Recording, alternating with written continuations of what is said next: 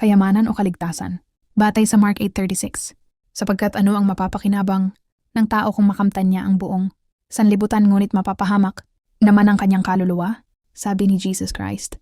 Sa buhay ng tao, marami ang nagsisikap upang magkaroon ng maraming kayamanan. Nagtatrabaho tayo, naghahanap ng pera, at nagsisikap upang magkaroon ng magandang buhay.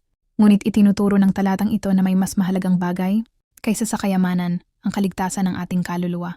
Ang kayamanan ay pansamantala lamang at may iwan natin kapag tayo ay pumanaw. Ngunit ang kaligtasan ay may kinalaman sa ating buhay na walang hanggan.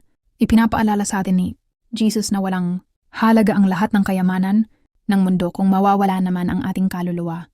Maaaring maging mayaman ang isang tao ngunit kung wala siyang relasyon sa Diyos, kulang pa rin ang kanyang buhay. Ang tunay na kayamanan ay ang pagkakaroon ng pananampalataya, pagsunod sa Diyos, at pagtanggap sa kaligtasan na kanyang ibinibigay. Kaya ang hamon sa atin ay unahin ang Diyos sa ating buhay.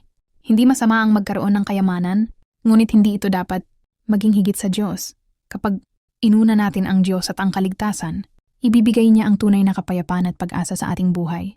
Mas mahalaga ang kaligtasan kaysa sa anumang kayamanan sa mundo dahil ang kaligtasan ay nagdadala ng buhay na walang hanggan.